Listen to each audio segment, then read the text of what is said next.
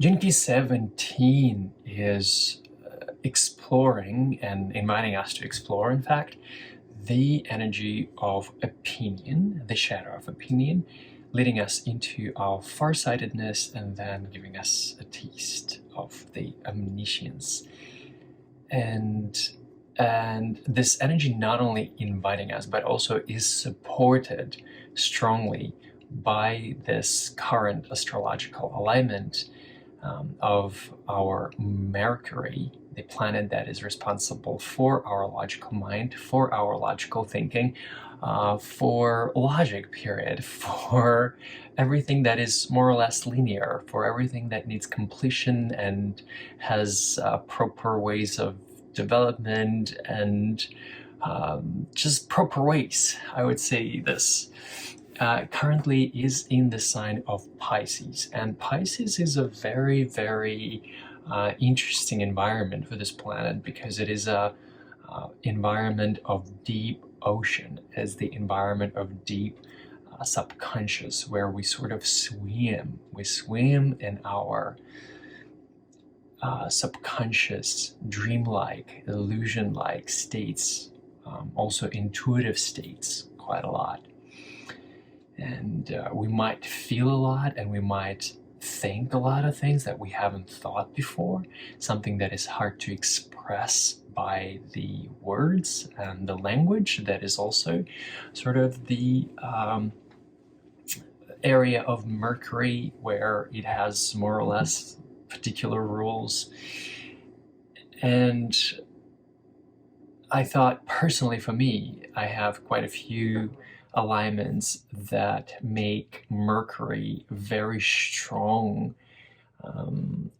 governing planet in my life, and I highly rely on logic and on structures and compartments in my life, and having this planet behaving in some strange pattern and inviting me to explore this non-linear type of relating to life is really at first uncomfortable, but then very liberating.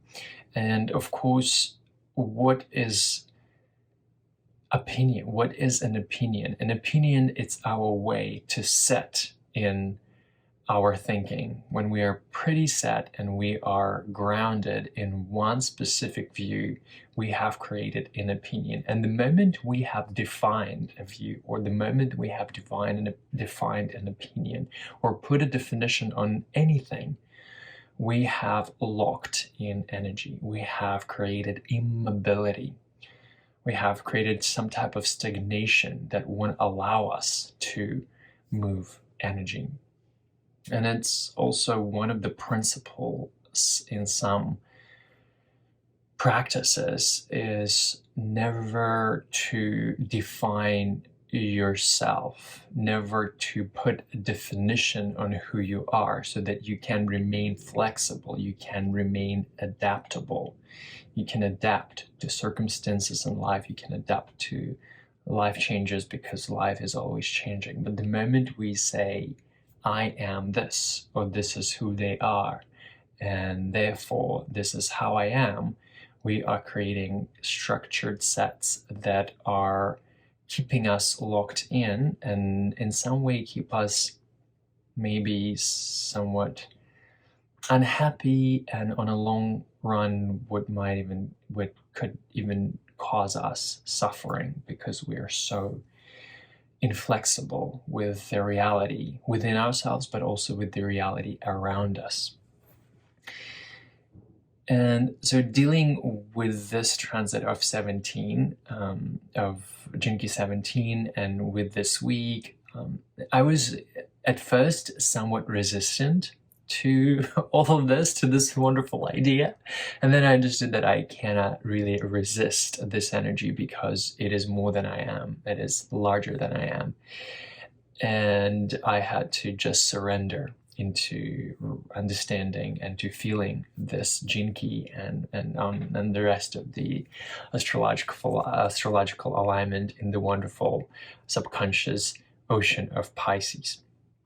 And as this was happening, and this will still continue happening to all of us collectively through the little bit of beginning of the April, what I notice, especially with full moon coming in strongly, I noticed that I started to receive different types of information and messages that are hard to put into words, into this logical way of structuring language.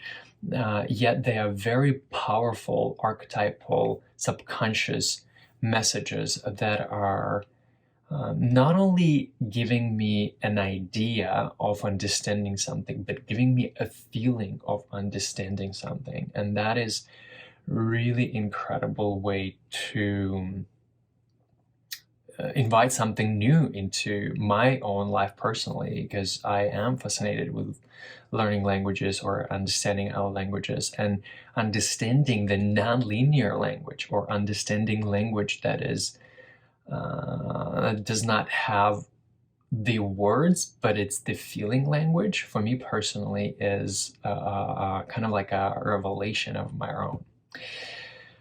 And so I guess this is what gave me a little taste, a little sense of far-sightedness, and then with that, the divine gift of the omniscience.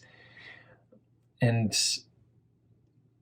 as I was mentioning before, when we allow our opinion to take a vacation in some way, we then open up space to literally see beyond our opinion, to see beyond that energy that has been defined by our opinion. So think of our opinion as this defining energy, like this stone or rock that stands in front of us and then obstructs our vision. The moment we remove it, we're able to have so much more visibility, and so we are able to understand other opinions, or to listen to other information, or to receive other information, and allow, in a way, our information field to merge with the information field of others, of another, and then see what that merging of opinions and information fields can create. And once again, going back to the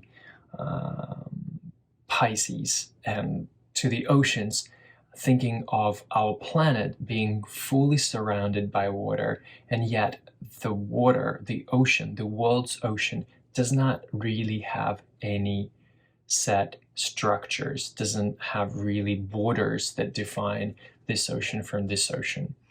And the same is with the land mass in our world. The borders that are created, they are man-made borders. Like, our Earth does not care if we put on a border, because if there is the threat that is going to threaten humanity, those borders are not going to stop it, as we're clearly finding out right now.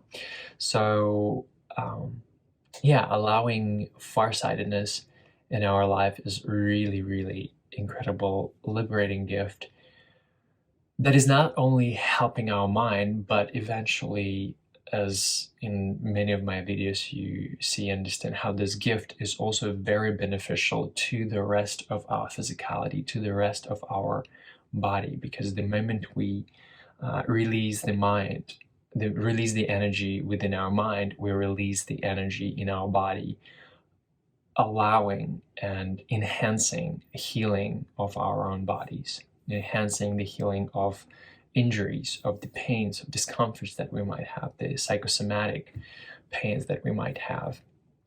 And with this, then having a taste of the omniscience, remembering that and knowing that everything in life is so tightly interconnected.